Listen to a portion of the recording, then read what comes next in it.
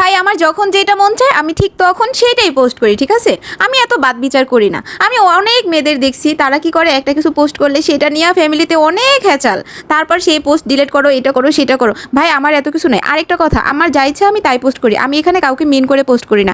এখন কিছু কিছু মানুষ আছে তারা মনে করে আমি তাদেরকে নিয়ে পোস্ট করি, তো ওদেরকে নিয়ে পোস্ট করার সময় আছে আমার? হ্যাঁ। এরপর আবার আমার ফেসবুক লিস্টে কয়েকটা ফ্রেন্ড আছে, ভাইরে ভাই এদেরকে লাথি মেরেও দূর করা যায় না, এরা থাকবই। এদেরকে যদি ব্লক করে দাও তারপরে এরা নকল নকল এক একটা আইডি খুলে ওখান থেকে সার্চ করে দেখবো।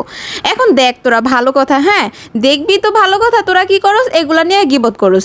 আরে এই যে আমি রান্নার পেজটা খুলছি, এটা আমি শখ করে খুলছি যে এখানে আমি টুকটাক রান্না বান্না করবো, ঘুরবো ফিরবো, এই ভিডিওগুলো দিব, ঠিক আছে? এই জন্য আমি সারাক্ষণ টুকটাক যতটুকু রান্না করি, সবসময় তো আর ক্যামেরা ধরা সম্ভব না, যখন ভালো লাগে একটা ভিডিও নিয়ে এটা পোস্ট করি।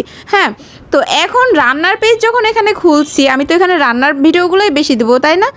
না, তোমরা কি দেখতে চাও? তোমরা হচ্ছে আমি একটু মডেলিং করবো, আমি একটু ফেস দেখাবো, তোমরা হচ্ছে এগুলো দেখতে চাও, তাই না?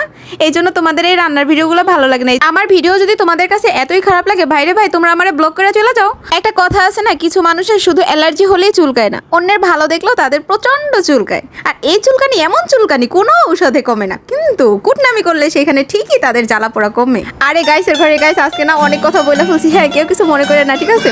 আল্লাহ হাফেজ।